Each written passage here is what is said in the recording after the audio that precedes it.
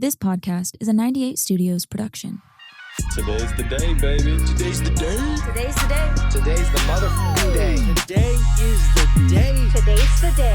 Today is the day. Today's the day. What up, everybody? Welcome back to Today's the Day with Zack Anderson. And in today's solo cast, I'm excited to dive into something that I've learned over my almost a decade. I'm on my 9th season in an industry that's incredibly competitive, and you're always being put on leaderboards, and you see who the best are, you see who the middle pack is, you see who the people who are struggling are.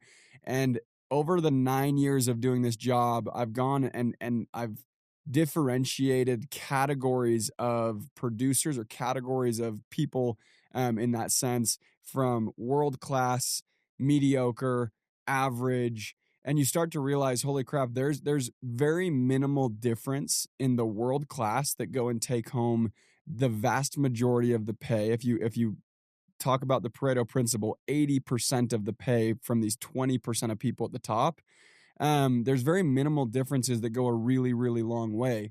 And as I kind of studied this and looked at it, and I recognized, okay, these people who are incredible and they're the top and they're the best and they're the top 1%, like, what are they doing differently? What's innately different about them?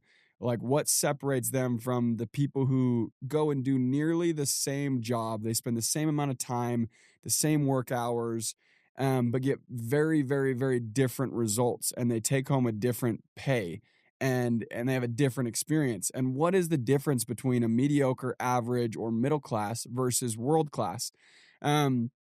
And a few years into my career, as I was studying and learning and reading books and everything like that, I found this section of this book that explains differences between the world class and the middle class perfectly. And there's exactly 25 examples I'll go through with you guys, and I'll read to you guys because it was so insightful and so impactful to me to be able to be like, holy crap, this is what the world class do. Like, this is how they look at things. This is how they act. This is what differentiates them, even though, again, they're putting in nearly the same amount of effort. So if you're listening to this and you are in any environment where the top 1% or top 20% reap majority of the rewards, and you're trying to get into that top 20% and be world-class at whatever it is you do, here are 25 points that will give you a basis to go grade yourself and ask yourself, okay, am I being world-class right now, or am I being mediocre? Am I being middle class? And I'll give examples as they jump out to me, but I really just, more importantly than anything, this book says it better than I could. I want to give you the 25 points that separate the world class from the middle class. So the number one, the middle class competes, the world class creates. And to me, what that means is the world class are continually innovating and looking at playing a different game, while the middle class are worried about competing with everyone playing the same game they're playing. So to give an example of that in my industry, the world class are the people who innovate, the people who go and do things very differently, approach it very differently, and they kind of separate to the point where they're competing in their own world because they're creating rather than focusing on everyone else around them and competing with everyone else. They're setting new standards that are above anything that's ever been done. Number two, the middle class avoids risk. The world class manages risk. That one is that one's as clear as day, right? The middle class and the people who don't get ahead and the people who don't end up in that top 20% typically avoid risk at every possible chance.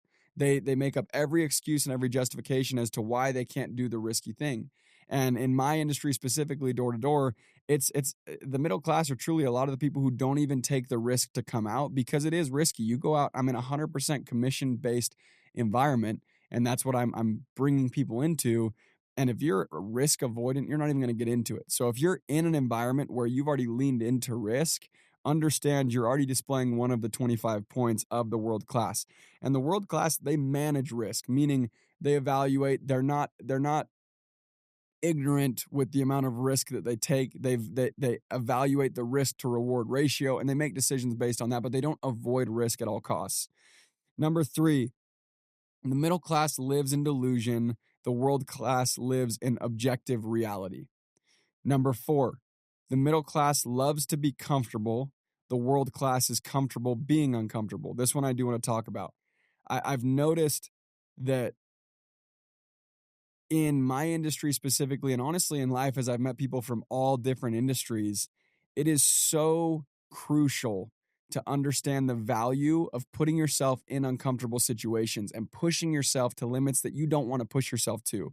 And what I would say to that one is there's a quote from Tony Robbins that says, the quality of your life is dependent on the amount of discomfort you can comfortably live with. And I love that. I think embracing discomfort is literally one of the best things you could do to go find success in life, and remembering that your comfort zone is your danger zone. Number 5, the middle class has a lottery mentality. The world class has an abundance mentality. And I love that. And to touch on it really, really quick, I think an abundance mentality is one of the most valuable things you can have, because when everybody else gets scared and nervous and scarcity starts to set in, or what this book calls is the lottery mentality of, oh, I hope this works out. An abundance mentality solves most problems before they happen, because you understand there's unlimited wealth, unlimited success, unlimited happiness, unlimited fulfillment for anybody out there who's willing to go and do whatever it takes to attain it. So having abundance is so key. Number 6, the middle class hungers for security. The world class doesn't believe that security exists. And you're going to see some repeating in some of these, like risk and security, etc.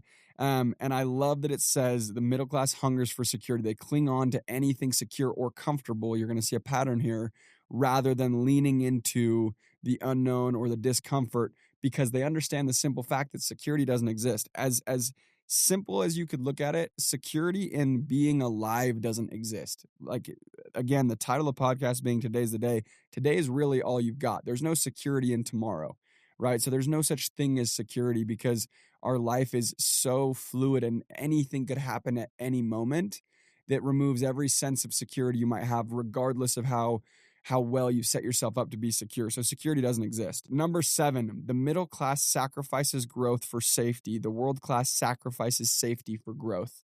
And I think that one is very self-explanatory. Growth is one of the human needs. It's extremely important. And it's one of those things where if you're not getting better, you're getting bitter.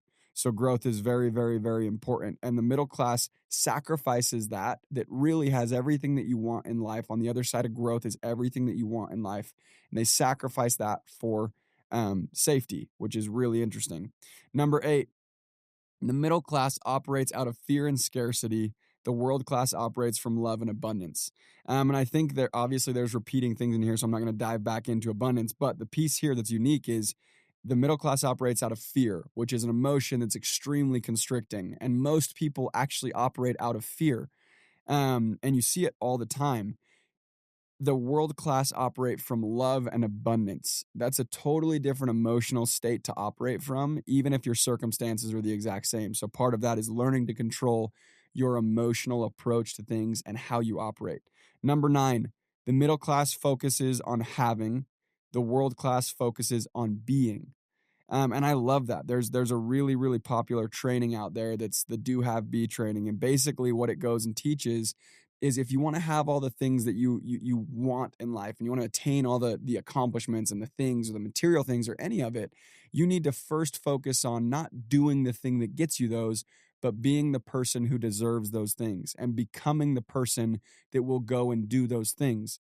In really, really simple terms for sales, rather than focusing on having the money and getting the money in door to door and being the top rep and having all these things, go focus all of your energy on becoming the type of person that is a top rep. And I think that's so, so, so important.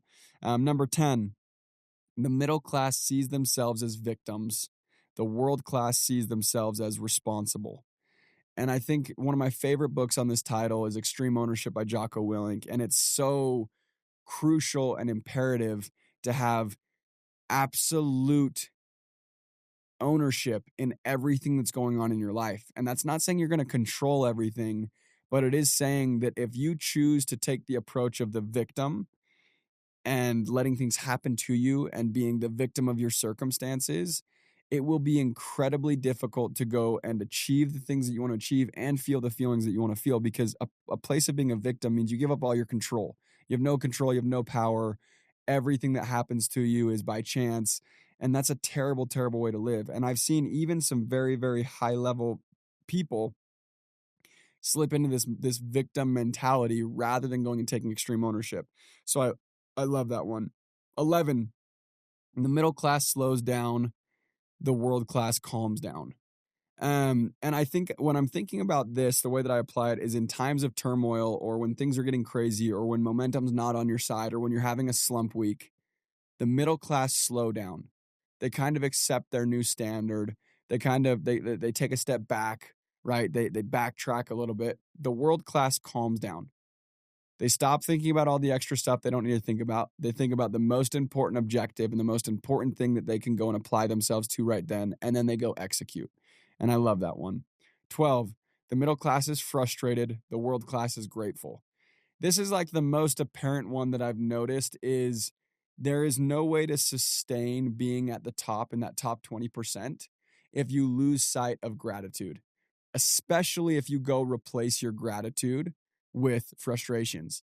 And I always like to remind myself, or any of my guys or anyone who calls me, if they're calling me so frustrated about every little thing and not everything's perfect, I like to remind them to go back to where they were at 2 years ago or 3 years ago or 5 years ago and say, if I told that 5 year ago version of yourself that you'd be where you are right now, making $250,000 a year, doing this, doing that, managing a team even, or whatever it may be, you would have been so stoked to know that that's where you're going to end up. You'd have been so grateful. But somewhere along the way, everybody, or in my experience, a lot of people choose to go from being incredibly grateful to setting new expectations. And they set these expectations where it's almost like, hey, I expect this, and if I don't get it, I'm frustrated. And it's such a poisonous, I don't even know what to call it, cycle to be caught in. So I love that they put that one in there. Number 13, the middle class has pipe dreams. The world class has vision. The difference between pipe dreams and vision, in my opinion, is getting very, very clear on exactly what it is that you want, reverse engineering that goal back to the date that you're at currently, and figuring out a set of action plans that will get you the exact result that you want. And that's what I would call vision. 14, the middle class is ego driven. The world class is spirit driven. That one's very, very self-explanatory. And I truly, truly believe business is a spiritual game. 15, the middle class is problem oriented. The world class is solution oriented. I love that one as well. There's nothing more draining than a middle class person or rep or leader that always has a problem, and they're problem driven. And it almost seems like problems give them energy, and they always have a new problem. And there's nothing more refreshing than working around having partners. And I'm lucky enough to have a ton of these that are solution oriented. So they literally come to you with solutions to potential problems or things that they may experience as could be a problem if we don't fix it as soon as possible, rather than coming with all these problems and telling you to go fix it. 16, the middle class thinks they know enough. The world class is eager to learn. This is one of the ones where people, when they achieve things at a very high level, fall off. And I've been guilty of this, of being very middle class in this specific point, where you almost get to the point, or I got to a point where it's like, oh, I know enough to do what I do. And it was a very short-lived belief, because very quickly I realized if I'm not continually improving, everyone around me is going to outgrow me. And that is the last thing that I ever want to have happen. I want to be a lifetime learner. I want to be eager to learn for as long as I'm alive. 17, the middle class chooses fear. The world class chooses growth. And I love that it specifically says chooses, because these are just emotions. There's one pleasant emotion and one unpleasant emotion. And you get to choose what you want. You get to choose fear, or you get to choose growth. And the thing is the circumstances when those two emotions could be very valid are probably very similar. When things are really, really hard and you're struggling, you could choose to be fearful, which is totally valid because you're struggling. Or you could choose to have a mindset of I'm growing, which is totally valid because you're completely uncomfortable in doing something you've never done. So you get to choose the emotion that you attach to it, or the meaning that you give something. And 18, the middle class is boastful. The world class is humble. This one's hilarious. This one is, I don't know what to call it, karma or whatever it is. the people who are the most boastful are typically on top for the shortest amount of time, from what I've noticed. And they're very relevant and they're very boastful when they're relevant, and then they become irrelevant pretty quick. And I think it's a really, really good reminder to be humble, because there's always someone out there that is significantly smarter than you, better than you, producing at a higher level than you, has more experience than you, is more wise than you, is more in tune than you. And being humble, I think the best way to approach being humble is to always give credit when credit is due, be slow to take credit for good things and fast to take credit for bad things. And then ultimately approach every conversation with every person, knowing that they could teach you something if you're willing to ask the right questions and listen, no matter who it is. It doesn't matter how achieved you are and how little they've achieved, they could always teach you something. 19, the middle class trades time for money. The world class trades ideas for money. That is a really cool one. I'm going to read it one more time, and then I'm going to let you guys decide what you think that means. The middle class trades time for money. The world class trades ideas for money. Number 20, the middle class denies their intuition. The world class embraces their intuition. I think letting your intuition guide your decisions is one of the most valuable things you can do, but it's very, very hard to be in tune with your intuition, especially in times of chaos. And it's a skill set, learning to listen to your intuition. It's something I've worked on a lot. And I'm definitely not perfect. Nobody is. 21, the middle class seeks riches. The world class seeks wealth. And I think the best way, because I wrote notes as I was reading this, the best way to go and explain that the way that I understand it is seeking riches is not allowing delayed gratification to take place. Seeking riches is wanting it right now, wanting it big, wanting it fast. And seeking wealth is wanting longevity, wanting to build an empire, wanting to leave a lasting difference, because those types of things will pay you for the rest of your life. Whereas riches is a very, very, very band-aid approach to a lifetime problem. Number 22, the middle class believes their vision only when they see it. The world class knows they will see their vision when they believe it. I'm going to let you guys just sit on that one. I'm going to read it one more time. The middle class believes their vision only when they see it. The world class knows they will see their vision when they believe it. 23, the middle class coaches through logic. The world class coaches through emotion. And that one is so interesting, and it took a lot for me to understand it. And this is how I understand it, and you may interpret it different. I truly believe every human being makes decisions based on emotion, and then they justify those decisions based on logic. So if you try and coach through logic without getting someone's emotion to the places they need to be, all of your coaching will fall on deaf ears, because as logical as it may be, people do not, I believe, make decisions based on logic. They make decisions based on emotion, and then they justify those decisions with logic. 24, the middle class speaks the language of fear. The world class speaks the language of love. It's a repeat from a little bit earlier, but I like that they added speaks the language. The middle class are always talking about things you should be scared of. They're always talking about things they're scared of. They're always bringing up the problems. They're always bringing up all of these issues with the current situation. The world class speaks the language of love, right? They're always talking about things they're grateful for. They're always talking about things they love about what they do. Even if there's things they don't love, they choose to focus on the things they do love, and they speak that language. And the final one, 25, is the middle class believes problem solving stems from knowledge. The world class believes problem solving stems from will. And I really like that one, because I think problem solving is what most high level jobs really are. You're paid to solve problems consistently.